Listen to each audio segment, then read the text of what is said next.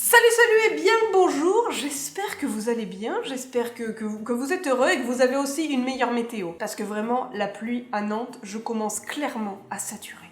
J'étais pas prête à ça, non, clairement pas prête. Bref, cette vidéo n'a pas pour but de parler de la météo, non. En fait, cette semaine, je vous ai demandé sur Instagram de me poser des questions en vue d'une petite FAQ parce que je reçois très régulièrement un peu les mêmes questions. J'ai pas forcément le temps d'y répondre individuellement, donc je me suis dit, posez-moi tout ce que vous avez envie de me poser comme question et j'y répondrai en vidéo. Et c'est ce que vous avez fait, et si vous n'avez pas vu passer cette story, c'est que peut-être vous ne me suivez pas sur Instagram, donc je vous y invite.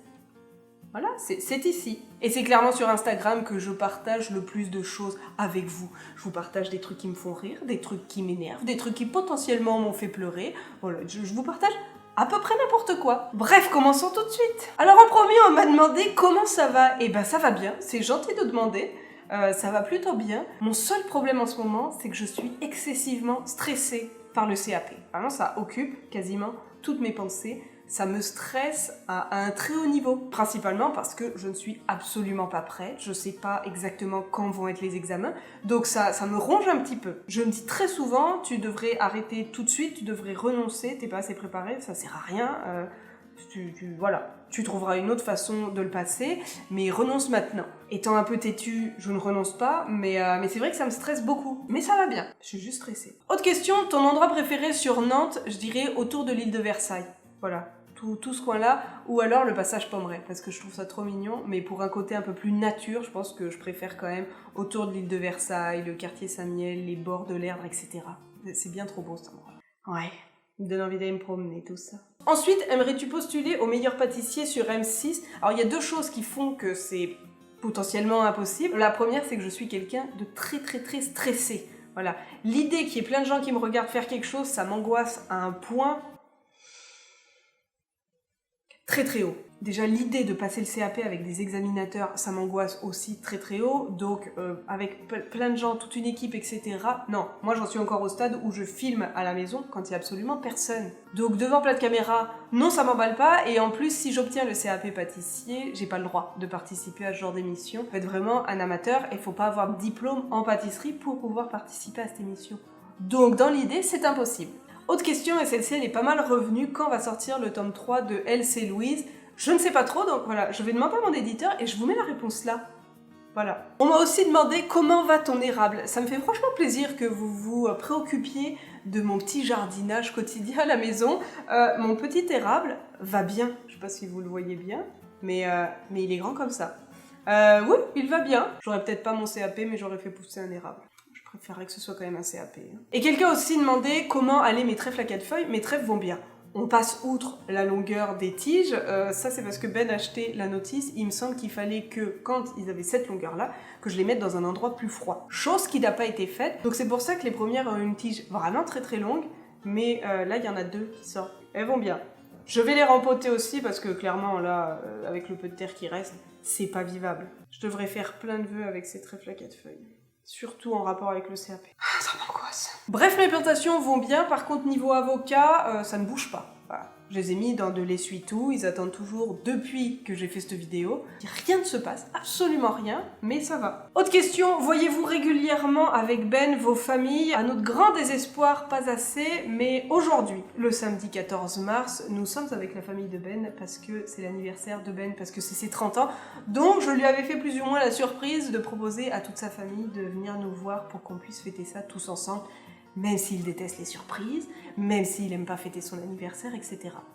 J'ai eu tellement peur qu'il n'aime pas la surprise que je lui ai dit avant. Donc non, nous ne voyons pas assez nos familles, mais aujourd'hui, nous fêtons les 30 ans de Ben avec la sienne. Et ça, c'est déjà plutôt sympa. On m'a demandé aussi ton secret pour tes brioches. Si vous ne me suivez pas sur Instagram, vous pouvez pas spécialement comprendre, mais j'ai partagé l'autre jour le fait que j'ai essayé de nombreuses fois de faire des brioches. À chaque fois, j'y arrivais pas. Ça commençait vraiment à me plomber le moral, mais j'ai enfin réussi cette semaine. J'en ferai une vidéo quand je serai un peu moins stressée sur le CAP, quand je maîtriserai tout, etc. Mais je vous partagerai ça tout en détail pour vous montrer comment on peut réussir à faire ces foutues brioches. D'ailleurs, on m'a demandé, je peux devenir ta testeuse privée de Paris-Brest ? Je préviens, j'ai une liste d'attente pour goûter ce Paris-Brest, mais il est très bon. Voilà. Peut-être qu'un jour, on aura un magasin et vous goûterez ce Paris-Brest. Autre question qui est revenue plusieurs fois sous différentes formulations. Après plus de 6 mois, comment trouvez-vous votre retour à tous les deux? Ou alors c'était alors heureuse en France. Heureuse, oui, on est très heureux de notre retour en France. Et avec 6 mois de recul, comment on trouve notre retour? Eh bien on le trouve bien, on s'estime très chanceux de notre retour. Il y a des gens qui galèrent plus que d'autres, etc. Nous, on estime avoir eu de la chance. Ben a trouvé un job qu'il aimait relativement vite. En plus, c'est l'entreprise qui est venue le recruter. Ensuite, on n'a pas trop galéré pour trouver un appartement. On en avait un premier qui était pas ouf, mais au moins on avait un appart. Et puis après, on a eu celui-ci qu'on adore. Donc voilà, ouais, on est heureux, puis on s'estime très chanceux. La seule ombre au tableau, c'est qu'on aimerait plus voir nos familles, mais on savait en rentrant qu'il y aurait une espèce de première année de transition où il faudrait se réinstaller pour pouvoir ensuite plus profiter de nos familles. Et je savais qu'en préparant un CAP, il faudrait que je mette énormément de temps et d'énergie là-dessus et que je pourrais pas aller passer une semaine ou deux dans ma famille, par-ci par-là comme je pourrais. Voilà. Il me manque, etc. et j'adorerais passer plus de temps avec eux, mais je me dis que voilà, le CAP, c'est une priorité pour le moment, pour pouvoir ensuite être bien, être détendu et pouvoir aller les voir. Autre question, as-tu des tatouages? Si oui, c'est quoi? Et ils sont situés où? Non, je n'ai aucun tatouage, je suis vierge de peau. Je suis le genre de personne qui trouve que c'est très beau sur les autres, mais je serais pas dans l'idée de m'en faire. Principalement parce que j'ai peur d'avoir mal. Je suis une grosse chaude, j'aime pas la douleur, voilà, j'ai pas envie de m'infliger une douleur. Rien qu'une piqûre, je suis là... Voilà, j'ai l'impression que je vais mourir pour un simple vaccin, donc l'idée qu'une aiguille rentre comme ça et fasse... Non, ça me tente pas du tout, voilà, je trouve ça très sympa sur les autres, mais pas sur moi. Et puis en plus, je suis aussi le genre de personne qui a peur de regretter après coup. Je préfère les tatous Malabar, moi. Hein. On m'a demandé, que pensez-vous de la vie à Nantes? On aime bien, voilà, on est encore très mitigé, partagé, on n'a pas eu le temps encore beaucoup d'en profiter parce que avant tout, on est focalisé sur le travail et comme je disais, il pleut tout le temps. Donc on n'a pas encore pu apprécier à sa juste valeur Nantes. Mais à côté de ça, je trouve ça quand même très beau.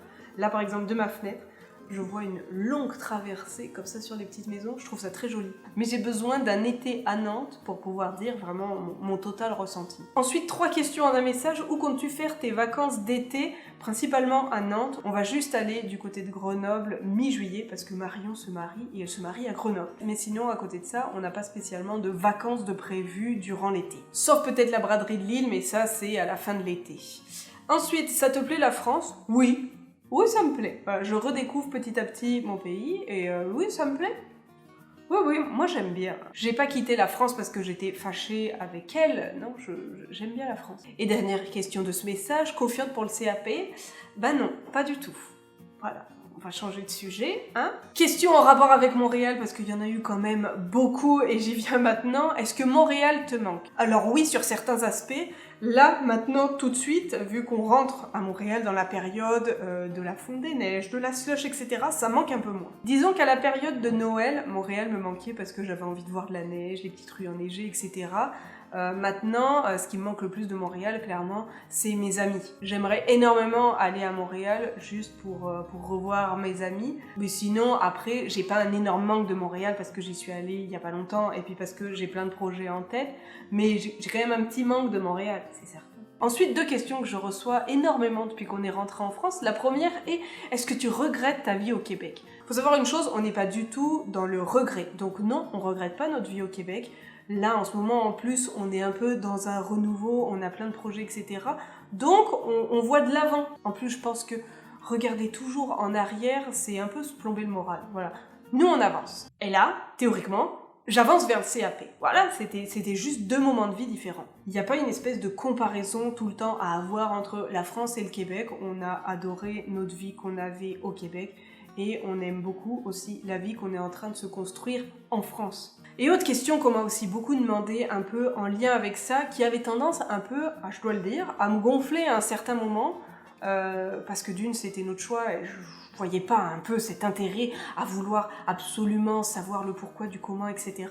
C'était pourquoi être revenu en France. Nous, on a eu envie de rentrer pour plein de raisons en France, et principalement, c'était nos familles. Voilà. C'était clairement tout en haut de notre liste, et il s'est passé plein de choses dans nos familles depuis qu'on est rentré, dont j'ai aucune envie de parler, mais on avait besoin d'être auprès de nos familles, ça a été super important pour nous, Et il s'est passé plein de choses sur les derniers mois qui ont fait qu'à aucun moment on a regretté notre choix. Et surtout, quand on me dit pourquoi être rentré en France, bah simplement parce qu'on avait envie. Voilà, c'est tout. Et j'ai un peu de mal à comprendre à chaque fois pourquoi cet acharnement, pourquoi voir toujours péjorativement quelqu'un qui veut rentrer, vivre en France ou quoi. J'ai des amis qui ont des enfants maintenant à l'étranger et qui se disent bah tiens, on a envie de rentrer vivre en France parce que bah on a simplement envie que nos enfants voient leurs grands-parents, voient leurs cousins, voient leurs cousines, etc. Je préviens tout de suite, je dis pas que là maintenant je suis enceinte, qu'on va faire un enfant. Non, moi la seule bedaine que j'ai, c'est du gras. Mais voilà, c'est un fait, on avait envie de se rapprocher de nos familles, et je pense qu'il y a que ceux qui ont vécu des années à l'étranger qui peuvent comprendre cette envie à un moment de revenir un peu aux sources. Peut-être qu'on restera toute notre vie en France, peut-être qu'on repartira à un moment ou à un autre. Nous, on avait simplement envie de redécouvrir notre pays, on avait envie d'être proche de nos amis, etc.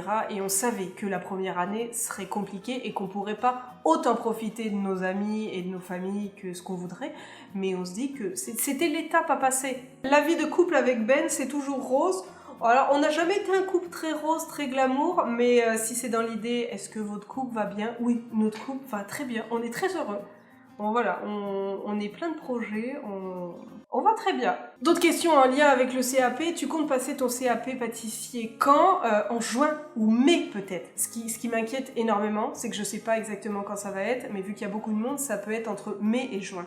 Idéalement, j'aimerais que ce soit juin, même fin juin. J'ai envie que ce soit le plus tard possible, moi, pour avoir le plus de temps possible, mais connaissant ma malchance, je trouve, début mai, je suis convoquée pour aller passer la pratique. Si c'est début mai, franchement, je le dis, j'ai très peu de chances d'y arriver. D'ailleurs, message, hein, si jamais il y a des pâtissiers ou des boulangers qui travaillent dans des pâtisseries et qui sont pas très loin de Nantes ou dans Nantes et qui seraient ok pour que je vienne dans leur boulangerie, leur pâtisserie, juste pour regarder. Je ne touche absolument à rien, mais juste voir. Je trouve qu'en fait, là, c'est le plus dur pour moi, pas voir la technique, de pas être sur place. J'ai Ben qui me montre plein de techniques, etc. Donc déjà, ça m'aide beaucoup.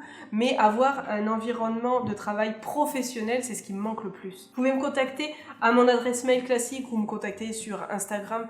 Vraiment, ça me serait, je pense, d'une immense aide. Ensuite, je pars à Montréal en janvier prochain. Le lieu que tu conseilles de visiter en premier?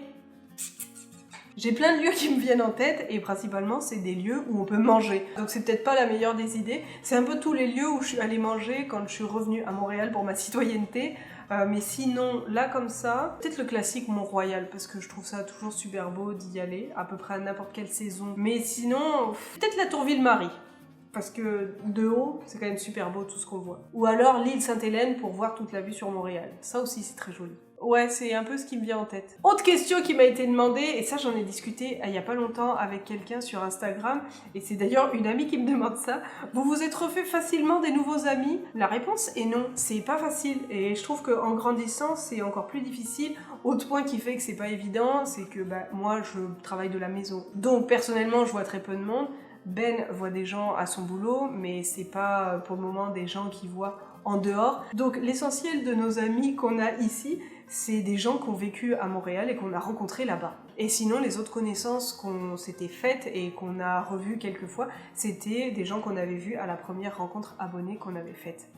Mais tous les gens qu'on voit, c'est vrai, ont un lien un peu avec Montréal. Autre question, comment as-tu fait pour commencer YouTube? Eh ben simplement, j'avais une caméra, j'avais un micro, un trépied, je venais de perdre mon boulot et je me suis dit, il faut que je m'occupe. Donc j'ai allumé ma caméra, mon micro et je me suis lancée. Il m'a fallu 6 mois pour oser filmer ma première vidéo, mais voilà, c'est à peu près l'idée. Ton truc pour lutter contre les baisses de motivation, je suis pas très bonne pour lutter contre les baisses de motivation. Maintenant, j'essaie de me faire des listes. Et j'essaie de cocher un maximum de tâches dessus. Je suis pas encore très bonne là-dessus. Je sais qu'il y a plein de mails auxquels je dois répondre. Mais je trouve toujours mieux à faire que de faire ces choses-là, ce qui est complètement débile. Mais sinon, je suis vraiment pas très bon conseil pour ce genre de choses. Je repousse tout au lendemain, voire à la semaine d'après, voire au mois d'après. Je suis la pire là-dedans. Si ça vous intéresse, je pourrais vous faire une vidéo sur toutes mes mauvaises habitudes, ou toutes les choses à ne pas faire comme moi. Il y en a un paquet, hein. J'adore les questions un peu random comme ça, qui sortent de nulle part, c'est un peu mes préférés. On m'a demandé, est-ce que tu aimes les jeux de société? Si oui, lesquels? J'adore les jeux de société. Après, j'aime pas les jeux de société qui durent des heures et des heures et des heures, j'aime les jeux qui ont des courtes durées. J'ai toujours beaucoup joué aux jeux de société, depuis toute petite. Mes parents m'ont fait jouer à plein de jeux de société, j'en avais des tonnes, et quand après mes petites sœurs sont arrivées dans nos vies, j'ai aussi beaucoup joué. Et je suis toujours partie du principe que je ne les laisserais pas gagner à des jeux de société. Si elle voulait gagner, elle devait me battre. L'un de mes préférés, c'est celui-ci. C'est le jeu Bang. Je l'ai acheté à Montréal, j'avais découvert là-bas avec des amis. Je vais pas l'expliquer parce que je suis une personne qui explique beaucoup trop en détail. C'est bien trop chiant quand j'explique ça, etc. En général, ça saoule tout le monde. Mais c'est vraiment un jeu cool. Dernière question, et celle-ci est revenue plusieurs fois. J'ai l'impression que c'est vraiment une question récurrente depuis des mois et des mois. J'en parlais pas, mais c'est le moment d'en parler. Donc à la question, un petit Ben ou une petite Camille bientôt, la réponse est oui. Non, je rigole, c'est un coussin. Non, je l'ai déjà dit, la seule bedaine qu'il y a en moi, elle est qu'à moi. Voilà, c'est que du gras. Voilà mon seul fils pour le moment. Plus sérieusement, ça revient toujours un petit peu cette question. Clairement, la question des enfants, pour le moment, voilà, on y songe, c'est dans un coin de notre tête, mais pas pour le moment. On veut d'abord avoir une stabilité de vie au quotidien avant d'avoir un enfant. Mais dans l'idée, oui, c'est dans un coin de nos têtes. Notre entourage aimerait possiblement que ce soit plus que dans un coin de nos têtes, sans qu'ils nous mettent du tout la pression. Ça viendra quand ça viendra, et puis quand on sera zen, posé, etc. Bref, je vais m'arrêter là pour aujourd'hui. Je pense que j'ai répondu quand même à pas mal de questions. Je vais essayer dans la semaine de remettre une petite boîte à questions en story sur Instagram pour que vous puissiez me reposer des questions et je répondrai directement sur Instagram au lieu d'en faire une vidéo. Mais en tout cas, merci à tous ceux qui ont posé des questions. J'espère que vous allez bien, que vous avez passé une bonne semaine et puis que vous êtes un petit peu moins stressé que moi. Sur ce, je vous fais des bisous et je vous dis à samedi prochain. Allez, bisous bisous. Je vais finir avec un ulcère.